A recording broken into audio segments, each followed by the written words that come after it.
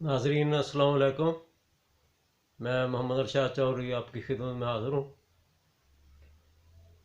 नाजरीन, इन दिनों जनाब शहबाज शरीफ साहब, साबिक़ वज़ीर आला पंजाब और मौजूदा अपोजिशन लीडर कौमी असम्बली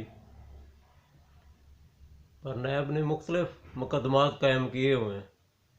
उन मुकदमात के बारे में हम कुछ नहीं कहेंगे क्योंकि सब जुडिस मामला है और अदालत फ़ैसला करेगी कि वो इसमें कसूरवार पाए गए हैं या बेगुनाह साबित होते हैं। लेकिन एक बात जो तवज्जो तलब है वो शहबाज शरीफ के बारे में जो हकीकत है और जो अवाम में भी उनके बारे में मशहूर है कि पंजाब में उन्होंने बहुत ज़्यादा मेहनत की है।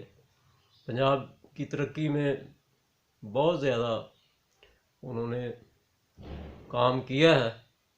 और अब कल की बात है, जो बलूचिस्तान के वज़ीर आला हैं जाम कमाल साहब, उन्होंने भी फरमाया है कि जनाब शहबाज शरीफ साहब ने लाहौर को बहुत अच्छा बना दिया है। तो अब ये बात होती है, जादू कहते हैं वो है जो सर चढ़ कर बोले, और मुखालफिन भी शहबाज शरीफ के काम की तारीफ़ कर रहे हैं।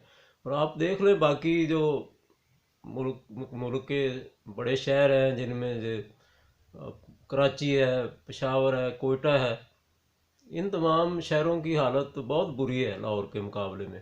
तो इसका क्रेडिट शहबाज शरीफ साहब को जाता है और सब लोग इसको तस्लीम करते हैं। फिर अब जो बिजली का जो मुल्क में लोड शेडिंग का बहरान था पिछले सालों में, 18-20 घंटे लोड शेडिंग होती थी, इसमें शहबाज शरीफ ने बहुत अहम किरदार अदा किया है। जो बिजली के मंसूबे मुकम्मल कराए गए हैं वो शहबाज शरीफ ने बहुत मेहनत की है मंसूबों को मुकम्मल करवाने में, और बहुत ही कम मुद्दत में वो मंसूबे मुकम्मल करवाए गए हैं। इसके अलावा आप देखें लाहौर में जो सड़कें हैं, जिस तरह सफाई की सूरत हाल है, और इसके अलावा अब जब डेंगू का मसला पैदा हो गया था तो शहबाज शरीफ ने जितनी मेहनत की, ये सुबह जो ब्यूरोक्रेसी के अफसरान हैं उनसे भी पहले मीटिंग में मौजूद होते थे, और इन्होंने बहुत ज़्यादा मेहनत की। तो इसकी वजह से इनको इनके बारे में मशहूर है कि ये बहुत ज़्यादा मेहनत करते हैं और अपने काम पर तवज्जो देते हैं, और प्रोजेक्ट जो है मंसूबे हैं वो बहुत ही महारत के साथ जल्दी मुकम्मल करवा देते हैं। तो अब इन दिनों वो जेल में है। तो जेल में अब उनको बख्तरबंद गाड़ी में बिठाकर कोर्ट में पेश किया जाता है। बख्तरबंद गाड़ी में अब उन्हें झुकना पड़ता है। नाजरीन आप उनको देखें, काफ़ी पुरानी उनको तकलीफ़ है कमर दर्द की, और उनको उनकी पार्टी के बकौल जब वो गाड़ी में झुकते हैं, बख्तरबंद गाड़ी में वो बैठते हैं, तो उनको बैठने में और उसमें सवार होने में और उतरने में बहुत ज़्यादा तकलीफ़ होती है, क्योंकि वो बहुत ज़्यादा मरीज़ हैं और कैंसर के भी मरीज़ हैं। वैसे भी अब ओल्ड आदमी है, 70 साल के करीब उनकी उम्र है, और ओल्ड सिटीज़न का भी उनको राइट मिलता है। तो अब ये इस बात का तो तकाजा होना चाहिए कि उनको इज़्ज़त एहतराम के साथ, इज़्ज़त एहतराम छोड़ें आप, मतलब बाइज़्ज़त तरीके से कंफर्टेबल माहौल में कोर्ट में पेश किया जाए, क्योंकि उन पे कोई अभी तक इल्ज़ाम साबित नहीं हुआ, और जब तक इल्ज़ाम साबित ना हो जाए वो बेगुनाही आदमी, पूरी दुनिया का जो कानून है, जब तक इल्ज़ाम साबित ना हो जाए तो उसे बेगुनाह ही समझा जाता है। अब आप देखें लॉर्ड नज़ीर अहमद जो कि मौजूदा हुकूमत से बहुत उनके अच्छे तल्लुकात हैं, बरतानिया में उन पर इल्ज़ाम लगाया कि उन्होंने खातून को जिनसी तौर पर एक्सप्लॉइट किया, किसी खातून को, और वो काफ़ी संगीन इल्ज़ाम है जिसकी वजह से उनको निकालने की सिफारिश की गई। अब शायद उन्होंने रिज़ाइन कर दिया है लॉर्डशिप से। तो ये बहुत संगीन इल्ज़ाम उन पर लगाया गया, लेकिन किसी ने भी उनको गिरफ़्तार नहीं किया। अब कहते हैं अगले साल शायद अदालत उनका केस सुनेगी और फिर उनको सज़ा होगी या उनको बरी किया जाएगा। तो पूरी दुनिया का जो असूल है, जब तक इल्ज़ाम साबित नहीं होता तो इंसान को बेगुनाह ही समझा जाता है। इस तरह अब तक शहबाज शरीफ पर कोई साबित तो नहीं हुआ, तो उसने पहले ही अगर सज़ा दी जाए, तो जिस तरह उन्हें तकलीफ़ पहुंचा कर लाया जाता है अदालत में, तो ये सरासर इंसानी हकूक़ के ख़िलाफ़ बात है।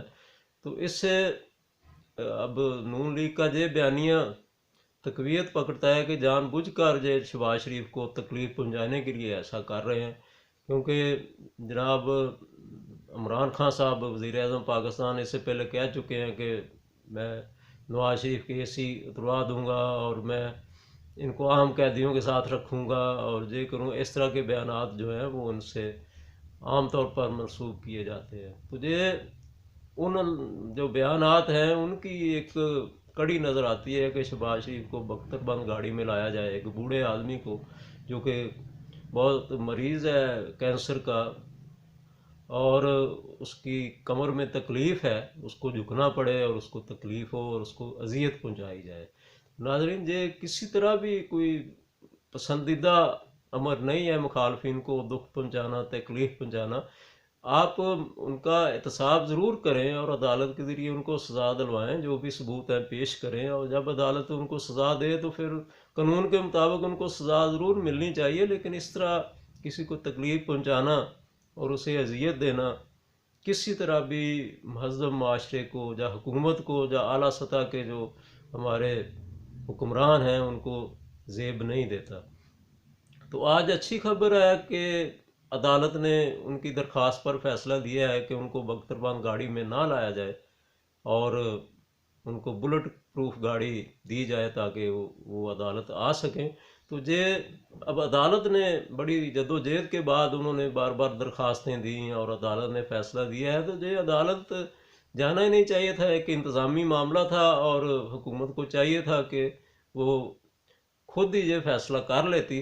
तो अब अदालत के अहकामात पर अमल करके उनको बुलेट प्रूफ गाड़ी में लाया जाएगा और वो बख्तरबंद गाड़ी में उन्हें नहीं लाया जाएगा। तो नाजरीन, ये इस तरह की बातें जो होती हैं ना, इससे माशरे डिवाइड होते हैं, इंतकामी जज्बे पैदा होते हैं, नफ़रतें पैदा होती हैं, कदूरतें पैदा होती हैं और कोई बेहतरी की सूरत पैदा नहीं होती। और जो भी इस कौम की खिदमत करता है उसके लिए एक बहुत ही हौसला शिकनी वाला माहौल पैदा होता है कि इस मुल्क की खिदमत करने वाले को और जो आदमी इस कौम का भला सोचता है, मुल्क का भला सोचता है, इसको तरक्की देता है, उसको इस तरह की सज़ाएं दी जाएं।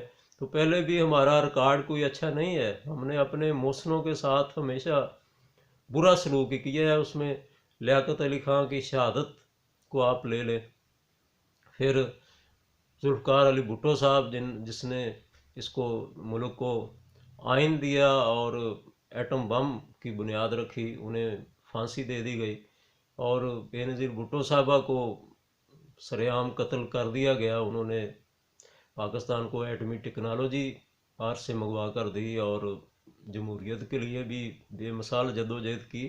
तो इस तरह अब वो डॉक्टर अब्दुल कदीर खान के साथ भी बुरा सलूक किया गया, उन्होंने पाकिस्तान को एटम बम बना के दिया। तो हम अपने मौसनों के साथ बुरा सलूक करने में पहले ही मशहूर है। तो इस तरह शहबाज शरीफ के साथ जो सलूक किया जा रहा है उसकी हमायत नहीं की जा सकती जब तक उन पर कोई इल्ज़ाम साबित नहीं होता। उन्हें पहले ही सज़ा दे देना करीन इंसाफ बात नहीं है। उम्मीद है आपकी वीडियो, आज की वीडियो आपको पसंद आई होगी। आपका बहुत बहुत शुक्रिया।